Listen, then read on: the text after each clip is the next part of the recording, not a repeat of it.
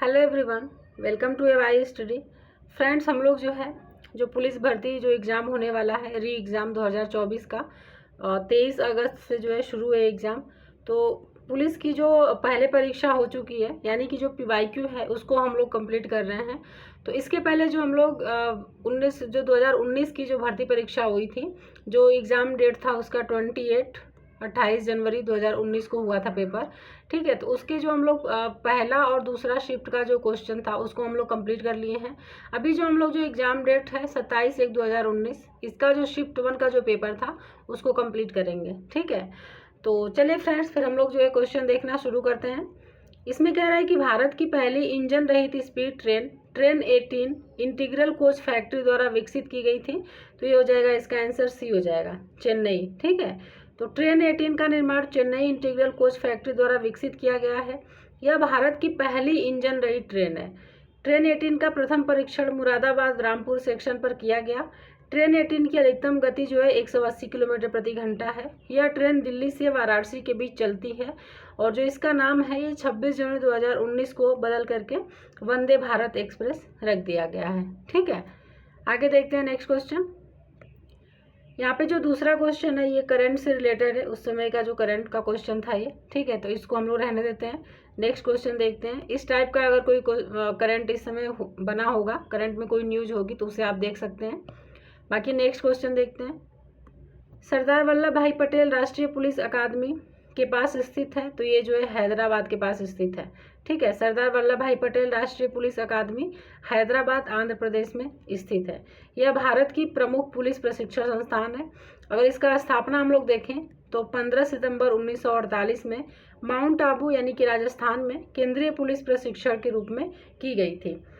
Next question है कि ये भी देखिए करंट का क्वेश्चन है। ठीक है, तो इसको हम लोग रहने देते हैं। नेक्स्ट क्वेश्चन देखते हैं। 5वें नंबर का जो क्वेश्चन है, इसमें ये बता रहा है कि महाधमनी के शीर्ष पर शुरू होती है। तो ये हो जाएगा बायां नीलय, यानी महाधमनी वो बायां नीलय के शीर्ष पर शुरू होती है। तो महाधमनी शरीर की सबसे बड़ी धमनी होती है, ये भी ध्यान रखना है। महाधमनी बाएं नीलय के शीर्ष पर शुरू होती है। महाधमनी की दीवार में कोलेस्ट्रॉल टुकड़े का निर्माण होता है। गैल्वेनाइजेशन का मतलब इस्पात को की पतली परत के साथ आवरण करना है। तो ये हो जाएगा जस्ता, यानी कि धातुओं का संक्षारण एक रासायनिक प्रक्रिया है जिसके फलस्वरूप धातुओं का क्षय होता है। यह शुद्धिकरण इस्पात या लोहे के ऊपर जस्ते की परत चढ़ा दी जाती है, जिससे धातुओं के क्षरण यानी कि जंग लगना रोका जा सकता है। ठीक है, आगे देखते हैं नेक्स्ट क्वेश्चन। कार्बन 60 एक अणु है जिसमें के रूप में व्यवस्थित 60 कार्बन परमाणु होते हैं। तो इसका आंसर हो जाएगा सी, यानी 12 पंचभुज और 20 षटभुज होते हैं। ठीक है, तो कार्बन 60 एक अणु है जिसमें 60 कार्बन परमाणु होते हैं, जिन्हें 12 पेंटागन और 20 हेक्सागन के रूप में व्यवस्थित किया जाता है। इसका आकार एक फुटबॉल के गेंद के समान होता है। चलते हैं नेक्स्ट क्वेश्चन देखते हैं। सर्वोत्तम गुणवत्ता वाला कोयला जिसमें 80% से 95% कार्बन होता है वह है, तो ये एंथ्रेसाइट है। ठीक है, एंथ्रेसाइट है। एंथ्रेसाइट कोयला सर्वोत्तम गुणवत्ता वाला कोयला होता है। इसमें उच्च ऊर्जा सामग्री, उच्च कार्बन प्रतिशत 85 to 95% और कम नमी या वाष्पशील पदार्थ होते हैं, जबकि पीट कोयला ये सबसे कम गुणवत्ता वाला कोयला माना जाता है। तो अगर क्वेश्चन में पूछे कि सबसे कम गुणवत्ता वाला कोयला किसे बोलते हैं, तो पीट कोयला को बोलते हैं। और इसमें अगर देखें तो 50 to 60% कार्बन पाया जाता है। ठीक है, तो पीट में 50 to 60% और जो एंथ्रेसाइट है जो सर्वोत्तम कोयला है इसमें 85 to 95% तक कार्बन प्रतिशत पाया जाता है। यहाँ पे कह रहा है, क्वेश्चन बता रहा है कि को छोड़कर निम्नलिखित सभी संघनन बहुलक हैं। तो इसका आंसर हो जाएगा पॉलीप्रोपोलीन। प्रोपोलिन को छोड़कर, पॉलीप्रोपोलिन को छोड़कर निम्नलिखित जो सभी संगणक यहाँ पे दिए गए हैं ये संगणक बहुलक हैं। ठीक है, नेक्स्ट क्वेश्चन देखते हैं। भारतीय प्रौद्योगिकी संस्थान कानपुर ने में एक कार्यालय बनाया है जहां पूर्व छात्र संजीव खोसला को संस्थान का विदेशी ब्रांड एम्बेसडर नियुक्त किया गया है। इसका आंसर हो जाएगा डी, न्यूयॉर्क हो जाएगा। ठीक है, नेक्स्ट है, उत्तर प्रदेश पुलिस भर्ती एवं प्रोन्नति बोर्ड द्वारा कांस्टेबल सिविल परीक्षा की नियुक्ति में शारीरिक क्षमता परीक्षा में पुरुष अभ्यर्थियों को दौड़ने की जरूरत होती है। तो ये हो जाएगा 25 मिनटों में 4.8 किलोमीटर, लगभग 5 किलोमीटर। ठीक है, तो उत्तर प्रदेश पुलिस एवं भर्ती एवं प्रोन्नति बोर्ड द्वारा पुलिस की नियुक्ति के लिए शारीरिक दक्षता परीक्षा में पुलिस अभ्यर्थियों के लिए 25 मिनट में 4.8 किलोमीटर दौड़ की जरूरत होती है। तो अगर महिलाओं के लिए देखें तो 14 मिनट में 2.4 किलोमीटर, लगभग 2.5 किलोमीटर की दौड़ की आवश्यकता होती है और क्वालिफाई करना होता है। ठीक है, 22 जुलाई 2014 को उत्तर प्रदेश के राज्यपाल के रूप में किसने शपथ ग्रहण किया था? तो ये राम नाईक जी थे। ठीक है, ये उस टाइम का करंट का क्वेश्चन दिया हुआ है। ठीक है,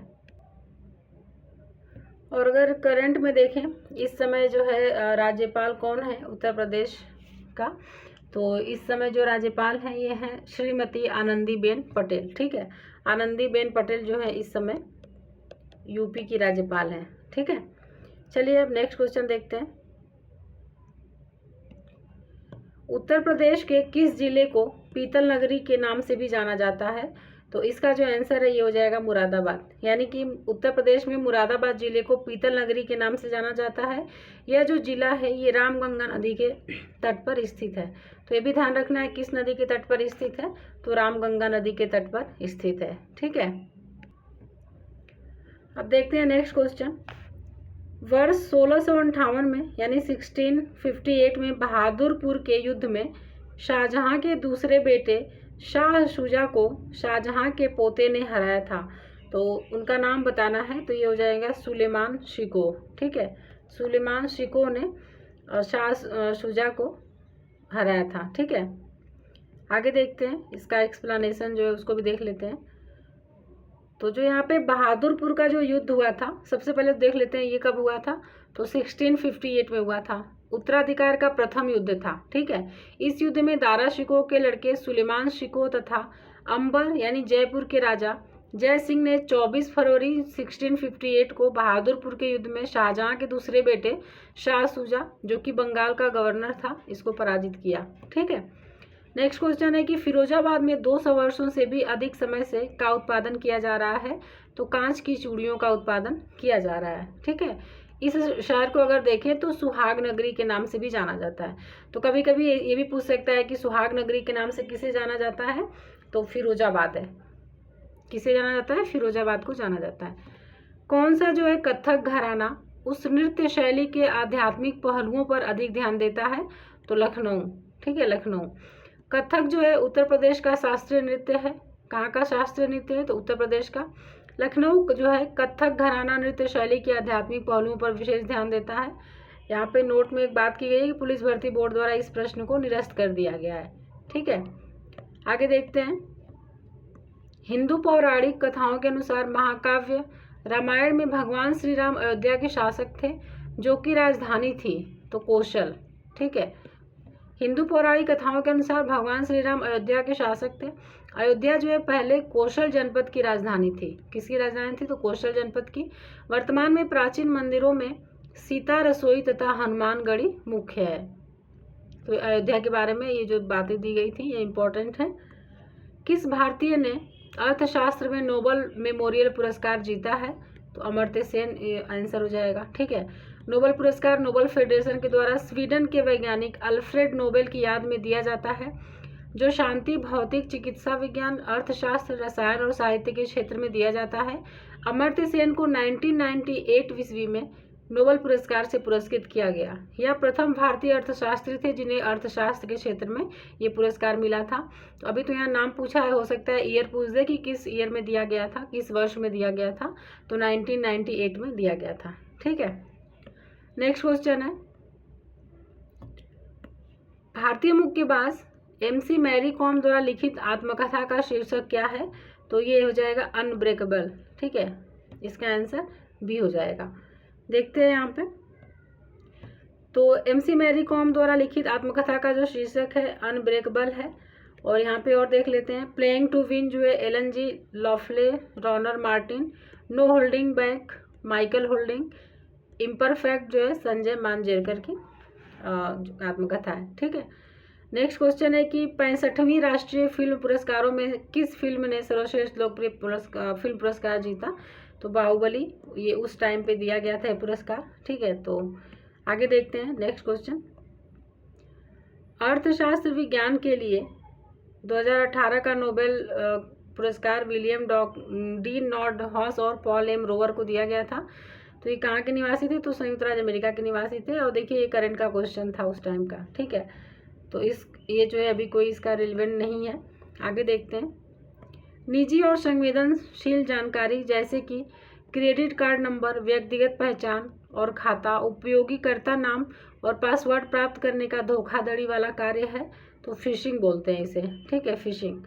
फिशिंग जो है एक इलेक्ट्रॉनिक संचार में एक भरोसेमंद इकाई के रूप में प्रच्छन्न उपभोक्ता का नाम, पासवर्ड और क्रेडिट कार्ड विवरण आदि संवेदनशील जानकारी धोखाधड़ी से प्राप्त करने का प्रयास है, ठीक है। तो ये फिशिंग याद रखिएगा किससे संबंधित है। अब देखते हैं 23 नंबर का जो क्वेश्चन है। तो चित्रकूट जलप्रपात जो है ये भारत के किस राज्य में स्थित है? तो ये जो है छत्तीसगढ़ में स्थित है, ठीक है। काफ़ी फेमस जलप्रपात है। तो चित्रकूट जलप्रपात छत्तीसगढ़ राज्य के बस्तर जिले में इंद्रावती नदी पर है। तो देखिए इससे जो है यहाँ पे यहीं पे 3 जो है इम्पॉर्टेंट फैक्ट आते हैं। एक तो छत्तीसगढ़ राज्य में है, और अगर जिला पूछ दे तो बस्तर जिले में है, और नदी किस नदी पर है? तो इंद्रावती नदी पर है। यह जलप्रपात घोड़े की नाल के समान है और इसकी तुलना विश्व प्रसिद्ध नियाग्रा जलप्रपात से भी किया जाता है। तो पूछ देगा कि किससे नियाग्रा जलप्रपात से जो है किसकी तुलना की जाती है? तो चित्रकूट जलप्रपात की तुलना की जाती है, ठीक है। अब 24 नंबर का जो क्वेश्चन है उसे देखते हैं। वेनेजुएला की राजधानी है, तो वेनेजुएला की जो राजधानी है ये हो जाएगी कराकस, ठीक है। वेनेजुएला अगर देखें तो दक्षिण अमेरिका में स्थित एक देश है। वेनेजुएला कहाँ पे स्थित है? तो दक्षिण अमेरिका में स्थित एक देश है। इसकी जो राजधानी है काराकस है। भारत में निम्नलिखित में से किस रेडियोधर्मी धातु का विश्व का सबसे बड़ा भंडार मौजूद है? तो इसका आंसर हो जाएगा थोरियम, ठीक है। थोरियम हो जाएगा। थोरियम रेडियोधर्मी धातु का विश्व में सबसे बड़ा भंडार भारत में मौजूद है। अगर इसकी खोज देखें तो 1828 ईस्वी में बर्जीलियस ने थ्योराइट अयस्क के रूप में की थी। तो किसने की थी? बर्जीलियस ने की थी।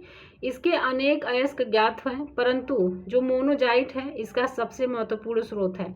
विश्व में मोनोजाइट का सबसे बड़ा भंडार भारत के केरल राज्य में है, ठीक है। तो ये इंपॉर्टेंट फैक्ट है। चलिए अब आगे देखते हैं। अगला क्वेश्चन देखते हैं। ऑस्ट्रेलिया के एकमात्र द्वीपीय राज्य का नाम बताएं। तो ये जो है तस्मानिया। ऑस्ट्रेलिया के मुख्य भूमि के दक्षिण में 240 किलोमीटर दूरी पर स्थित एक द्वीपीय प्रदेश तस्मानिया है, जिसे बॉस स्ट्रेट द्वारा अलग किया गया है। किसके द्वारा? बॉस स्ट्रेट द्वारा अलग किया गया है। यह विश्व में 26वां सबसे बड़ा द्वीप है। इसकी राजधानी जो है होबार्ट है। कहाँ राजधानी? होबार्ट है। निम्नलिखित में से कौन सा शहर गोदावरी नदी के किनारे स्थित नहीं है? तो यहाँ पे ध्यान रखना है कि पूछा है नहीं है, ठीक है। जल्दी जल्दी में गोदावरी नदी के किनारे स्थित है तो ये लग जाता है आंसर। तो इसका जो आंसर हो जाएगा नवसारी। नवसारी जो है गोदावरी नदी के किनारे स्थित नहीं है। बाकी नासिक, नांदेड़ और निज़ामाबाद ये तीनों जो हैं गोदावरी नदी के किनारे स्थित हैं। तो नासिक, नांदेड़ तथा निज़ामाबाद शहर गोदावरी नदी के तट पर स्थित है, किंतु नवसारी शहर जो है पूर्णा नदी पर जो है सूरत से 17 मील दक्षिण पूर्व में स्थित एक प्रसिद्ध नगर है, ठीक है। नेक्स्ट क्वेश्चन देखते हैं। नीलम संजीव रेड्डी के कार्यकाल के बाद भारत के राष्ट्रपति कौन बने थे? तो ज्ञानी जैल सिंह बने थे। ज्ञानी जैल सिंह। तो नीलम संजीव रेड्डी जो है इनके कार्यकाल के बाद भारत के राष्ट्रपति ज्ञानी जैन सिंह थे, जिनका कार्यकाल 1982 से 1987 ईस्वी तक रहा, यानी 1982 टू 1987। ये भारत के 7वें राष्ट्रपति थे, 7वें। इन्हें ब्लू स्टार ऑपरेशन एवं इंदिरा गांधी की हत्या जैसी दुर्भाग्यपूर्ण परिस्थितियों से गुजरना पड़ा था, ठीक है। चलिए अब नेक्स्ट क्वेश्चन देखते हैं। 29 नंबर का जो क्वेश्चन है। चंद्रगुप्त के पुत्र का नाम बताएं जिन्होंने 298 से 272 ईसा पूर्व के बीच शासन किया था और संपूर्ण भारत में साम्राज्य को बढ़ावा दिया था। तो इसका जो आंसर है ये हो जाएगा बिंदुसार, ठीक है। बिंदुसार हो जाएगा। तो अगर देखें तो बिंदुसार जो है वो मौर्य वंश के राजा थे। चंद्रगुप्त मौर्य के पुत्र थे। बिंदुसार को अमित्रघात, सिंहसेन तथा अजात शत्रु भी कहा जाता है। बिंदुसार मौर्य सम्राट अशोक के पिता थे। मेखेला चादर यह जो है राज्य की महिलाओं द्वारा पहना जाने वाला पारंपरिक वस्त्र या पोशाक है। तो ये जो है असम में ये पोशाक पहनी जाती है, ठीक है। तो मेखला चादर एक स्वदेशी पारंपरिक असमिया पोशाक है जो बच्चों को छोड़कर सभी देशों की महिलाओं द्वारा पहनी जाने वाली दक्षिण पूर्वी एशिया की अन्य पारंपरिक पोशाकों के समान है। 31 क्वेश्चन जो है, रविंद्रनाथ टैगोर ने निम्नलिखित में से किस देश का राष्ट्रगान लिखा था? तो इन्होंने बांग्लादेश का राष्ट्रगान लिखा था। ठीक है, रविंद्रनाथ टैगोर ने भारत के साथ साथ बांग्लादेश का भी राष्ट्रगान लिखा है। बांग्लादेश का जो राष्ट्रगान है यह है आमार सोनार बांग्ला। इसे 1906 ईस्वी में लिखा था, 1906 में लिखा था। ठीक है, वर्गीज कुरियन को द्वारा राष्ट्रीय डेयरी विकास बोर्ड के अध्यक्ष के रूप में नियुक्त किया गया था। तो लाल बहादुर शास्त्री के द्वारा। वर्गीज कुरियन को लाल बहादुर शास्त्री द्वारा राष्ट्रीय डेयरी विकास बोर्ड के अध्यक्ष के रूप में नियुक्त किया गया था। वर्गीज कुरियन को father of the white revolution के नाम से भी जाना जाता है। ठीक है, वर्तमान में भारतीय संविधान के कितने भाग हैं? तो वर्तमान में जो है 25 भाग हैं। तो भारत का संविधान विश्व का सबसे बड़ा लिखित संविधान है। सबसे बड़ा लिखित संविधान कहाँ का है? तो भारत का संविधान है। ठीक है, जिसमें 465 अनुच्छेद हैं, 12 अनुसूचियां हैं तथा 25 भाग हैं। भारतीय संविधान के निर्माण में अगर टाइम देखें तो 2 वर्ष 11 माह और 18 दिन का समय लगा था। भारत का जो संविधान है 26 नवंबर 1949 को पारित हुआ था, 26 जनवरी 1950 को लागू हुआ था। ठीक है, मुगल सम्राट जहांगीर ने शालीमार बाग का निर्माण किया, तो कश्मीर में किया था। शालीमार बाग भारत के जम्मू कश्मीर राज्य में विख्यात उद्यान है जो मुगल बाग का एक उदाहरण है। इसे मुगल बादशाह जहांगीर ने श्रीनगर में बनवाया था। श्रीनगर भारत के उत्तरतम राज्य जम्मू एवं कश्मीर की ग्रीष्मकालीन राजधानी भी है। अब चलते हैं हम लोग 35 जो नंबर का क्वेश्चन है उसको देखते हैं, उसको यहाँ पे करते हैं। तो वार्षिक भारतीय शास्त्रीय संगीत समारोह सवाई गंधर्व भीमसेन महोत्सव में आयोजित किया जाता है, पुणे में आयोजित किया जाता है। सवाई गंधर्व भीमसेन महोत्सव 1953 ईस्वी में पुणे में आयोजित एक वार्षिक भारतीय शास्त्रीय संगीत समारोह है। त्योहार आर्य संगीत प्रसारक मंडल द्वारा आयोजित किया जाता है। इसका जो आयोजन है इसका आरंभ भीमसेन जोशी ने अपने गुरु सवाई गंधर्व के स्मारक उत्सव के रूप में बनाया था। निम्नलिखित में से कौन सा बैंक जो है भारत का सबसे पुराना सार्वजनिक क्षेत्र का बैंक है? तो इलाहाबाद बैंक हो जाएगा। इलाहाबाद बैंक भारत का सबसे पुराना सार्वजनिक क्षेत्र का बैंक है। इसकी अगर स्थापना देखें तो 1865 में हुई थी। इसका प्रधान कार्यालय कोलकाता में है तथा पूरे भारत में इसकी 2400 से अधिक शाखाएं हैं। इलाहाबाद बैंक वर्ष 2014 में अपनी 150वीं वर्षगांठ मनाई है। 2020 में इलाहाबाद बैंक का विलय इंडियन बैंक में कर दिया गया है। कब किया गया? 2020 में। वर्तमान में इंडियन बैंक के जो सीईओ हैं ये पदम जानचू डूरू हैं। ठीक है, नेक्स्ट क्वेश्चन देखते हैं 37।